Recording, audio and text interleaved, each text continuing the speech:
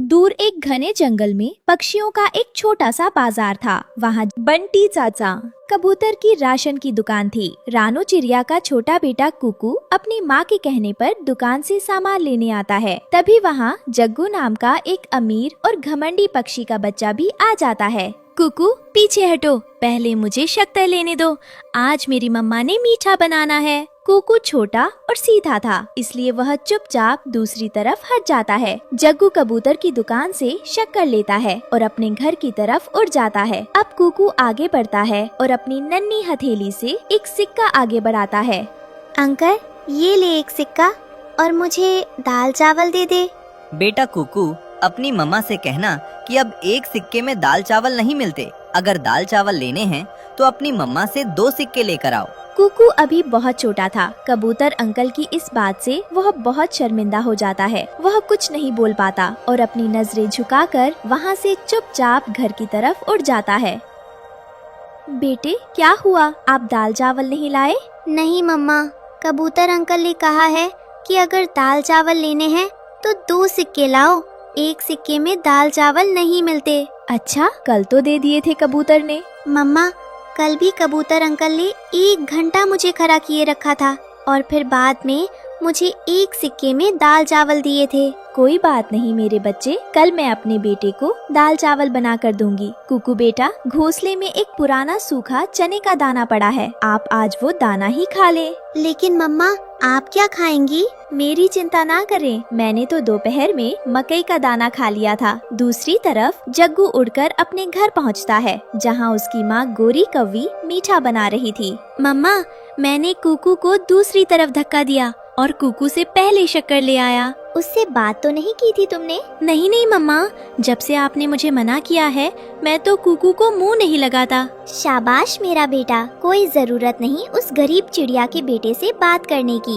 गरीबों के साथ ना तो दोस्ती करते हैं और ना ही बात करते हैं। और हाँ, अपने पिताजी की एक बात याद रखना, इन गरीबों से कुछ नहीं मिलता। अगर कभी ये उल्टी सीधी बात करे तो 2-4 लगा भी देते हैं। ठीक है पिताजी, मैं याद रखूंगा। मम्मा, मीठा कब बनेगा? मुझे बहुत भूख लगी है मम्मा। रात हो चुकी थी। कुकू सूखा चने का दाना चबा रहा था। तभी उसे पड़ोस से मीठे की खुशबू आती है। मम्मा, पता है आज मेरी आंटी के घर मीठा बन रहा है। बेटा कुकू, वो अमीर पक्षी हैं, वो तो हर रोज मीठा खाते हैं, कभी हम भी खाएंगे मीठा। लेकिन मम्मा, पूरा 1 महीना बीत गया, आप हर रोज मुझे मीठा बनाकर देने का वादा करती हैं। कल मैं अपने बेटे को दाल चावल बना कर दूंगी और फिर किसी दिन मीठा भी बना दूंगी। छोटा कुकू अपनी मम्मा के पंखों में सिमटकर सो जाता है। रानू चिड़िया की आंखों से आंसू बह रहे थे। उसे वो दर्दनाक वक्त याद आ जाता है जब उसके पति भारी बारिश में पीपल के पेड़ से टकराकर नीचे गिरे थे और उसे हमेशा के लिए छोड़कर चले गए थे। कुकू के पापा, आप तो इन दुखों से मुक्ति पा गए और मुझे अकेला छोड़ गए। मैं कैसे पालूं? मैं कैसे अपने बेटे को जीवन की खुशियाँ दूं? मैं गरीब हूँ और शायद हमेशा गरीब ही रहूंगी। मैं कभी भी अपने बेटे की खुशियाँ पूरी नहीं कर पाऊंगी। रानू चिड़िया रात भर फूट फूट कर रोती रही। वहीं दूसरी तरफ गोरी कौवी के घर में खुशियों का माहौल था। मम्मा, क्या थोड़ा मीठा और मिलेगा? क्यों नहीं मेरे बेटे, मैंने हंडिया भर कर बनाई है मीठे की। ले मेरे बेटे, जी भर के खा। अगले दिन रानू चिड़िया काम की तलाश में निकलती है। उसे एक तोते के ढाबे पर बर्तन धोने का काम मिलता है। ठंड बहुत थी, इसलिए वह कुकू को भी साथ ले आती है। कुकू बेटा, आप यहाँ बैठ जाएं तंदूर के पास, यहाँ हवा गर्म है, आपको ठंड नहीं लगेगी और मैं तब तक बर्तन धो लेती हूँ। मम्मा, क्या आपको ठंड नहीं लगती? नहीं मेरे बेटे, मुझे ठंड नहीं लगती। मैं माँ हूँ ना, माँ को ना ठंड नहीं लगती ना गर्मी। उसे धूप और छाँव में अपने बच्चों को पालना होता है। रानू चिड़िया ठंडे पानी से बर्तन मांजने लगती है। तभी वहाँ गोरी कौवी अपने बेटे के लिए नाश्ता लेने आती है। तोते, जल्दी से 2 परांठे और 1 ऑमलेट बना दो। मेरे जग्गू ने आज ऑमलेट परांठे से नाश्ता करना है। जी गोरी बहन, अभी लगाता हूँ, बस थोड़ा इंतजार करें। गोरी कौवी तंदूर के पास खड़ी थी कि उसकी नजर सुकड़ कर बैठे कुकू पर पड़ती है। तेरी माँ कहाँ है कुकू? मम्मा वहाँ बर्तन धो रही है। ये चिड़िया सारी उम्र बर्तन ही धोएगी। हाँ, और गरीब चिड़िया के बेटे, जा तू भी अपनी माँ की मदद कर। नहीं आंटी, मम्मा ने मुझे यहाँ बिठाया है। तोता गोरी कौवी को ऑमलेट पराठा देता है और वो चली जाती है। खुशबू सूंघकर कुकू की भूख और बढ़ जाती है। वो रानू के पास जाता है। मम्मा, मुझे भी ऑमलेट पराठा खाना है। नहीं बेटा, तोता अंकल ऑमलेट में मिर्ची बहुत ज्यादा डालते हैं, आपका मुंह जल जाएगा। तो बाद में आप मुझे मीठा दे देना, मैं ऑमलेट पराठा खाने के बाद मीठा खा लूँगा। छोटा कुकू ये नहीं जानता था कि उसकी माँ उसे रोज खाना भी नहीं खिला सकती थी। रानू भारी मन से उसे बहलाती है। कुकू बेटा, छोड़ो ऑमलेट पराठा, हम घर जाकर दाल चावल बनाएंगे और दोनों माँ बेटा जी भर के खाएंगे। रानू, अगर बर्तन धो दिए हैं तो जल्दी से आकर तंदूर की सफाई कर दो। जी तोते भैया, अभी आती हूँ। रानू चिड़िया सारा दिन मेहनत करती है। शाम को तोता उसे उसकी दिहाड़ी के 2 सिक्के दे देता है। रानू खुश होकर कबूतर चाचा की दुकान पर जाती है। रानू चिड़िया, क्या तुम्हारे बेटे ने तुम्हें कल बताया था? हाँ, कुकू ने मुझे बता दिया था। अब से कुकू 2 सिक्के ही लाया करेगा।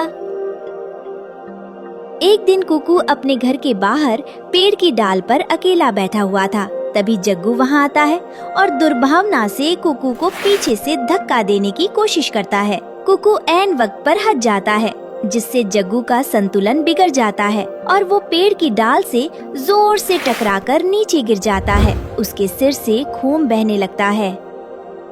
मारा, तुमने मुझे मारा कुकू। मैं अभी जाकर अपनी मम्मा को बताता हूँ।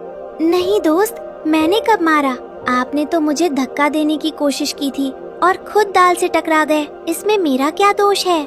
जग्गू रोता हुआ अपने घर जाता है और अपनी माँ से झूठ बोल देता है। गोरी कौवी गुस्से में आग बबूला होकर रानू चिड़िया के दरवाजे पर आकर जोर जोर से धक्का देने लगती है। रानू दरवाजा खोलती है। जी गोरी बहन, बताएं, आप इतने गुस्से में क्यों हैं? तुम्हारा बेटा कहाँ है? कहाँ है कुकू? गोरी बहन, वो तो घर में ही है। गोरी कौवी जबरदस्ती घर के अंदर घुस जाती है और बिना कुछ पूछे कुकू को पीटने लगती है। रानू चिड़िया अपने बेटे को बचाने के लिए बीच में आती है तो गोरी कौवी रानू को भी 2-4 थप्पड़ लगा देती है। गोरी बहन, आखिर हुआ क्या है? आप क्यों मेरे बेटे को मार रही हैं? इस बेशरम ने मेरे जग्गू पर हाथ उठाया है। इसे पता नहीं जग्गू किसका बेटा है। मैं छोड़ूंगी नहीं इसे। नहीं आंटी, ऐसा नहीं है। मैं पेड़ की डाल पर बैठा हुआ था। जग्गू ने मुझे आकर धक्का देने की कोशिश की और वो खुद पेड़ की डाल से टकरा गया। गोरी कौवी कुकू और उसकी माँ को खूब खरी खोटी सुनाकर और मारकर वहाँ से चली जाती है। रानू चिड़िया अपने बेटे को गले से लगा लेती है। चुप कर जाओ मेरे बेटे, मुझे सब पता है। आपका दोष नहीं है, उसी शरारती कौवे ने शरारत की होगी। लेकिन मम्मा, हर कोई हमसे ऊंची आवाज में क्यों बात करता है?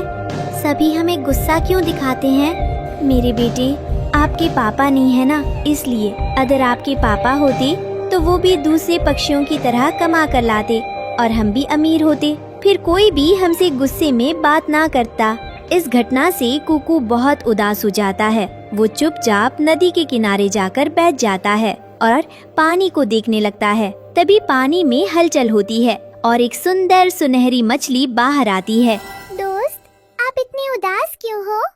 आज आंटी ने मुझे और मेरी मम्मा को मारा।